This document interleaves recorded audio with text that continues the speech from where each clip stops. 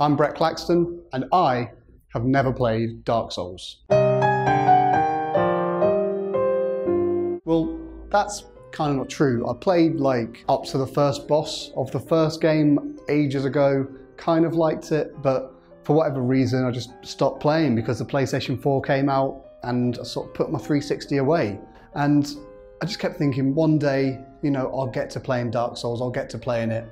And then I didn't, and other entries in the franchise came out, and I just thought, well, I feel I want to play it from the very beginning, so I'll hold off for a remaster to happen. And finally, a remaster has happened. So finally, I've actually properly played it. And unlike some people that might be in their predicament of wanting to play Dark Souls but never playing them before, I have played Souls-like games before. I played quite a bit of Demon Souls, and I played all of Lords of the Fallen for some reason. I decided to play all of one of the clones that many people in reviews said their issue with it was it just wanted to be Dark Souls, and I played that to completion, but I didn't ever actually take the time to, you know, try the fine wine, try the caviar experience of this game that has created an entire genre of games.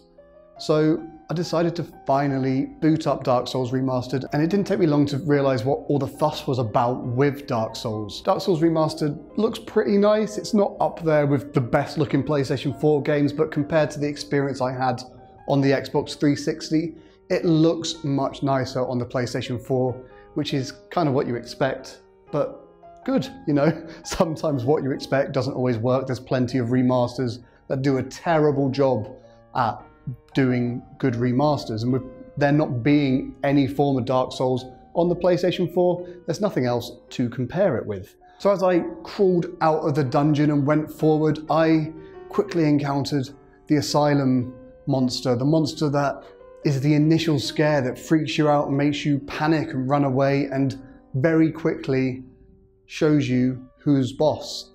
And luckily I was able to escape. I remembered what I had to do there, ran through and carried on my way. And as I slowly got used to the controls, I slowly started to realize why I didn't enjoy it the first time. I didn't take the time to sort of just mess about with the enemies that were there and get a feel of the controls. I just sort of kept trying to run forward and then get frustrated when I kept meeting death after death after death.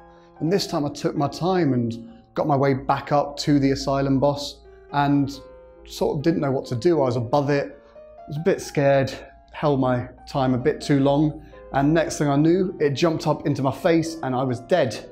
And it reminded me what so many people say about Dark Souls all the time is it's unforgiving, you need to get good. And I was determined to get good, so I went through it again and was actually able to defeat it this time and pushed onwards through the game. And it was at this point that someone jumped onto my stream, someone who had played the game, as a big fan of the franchise, and was interested to see me playing the game for the first time. And this is sort of what made me realize how lovely this game can be. And even though people have a go at the Dark Souls community sometimes because of the get good culture that some have, for everyone who is trying to antagonize, there's always someone who is trying to be helpful.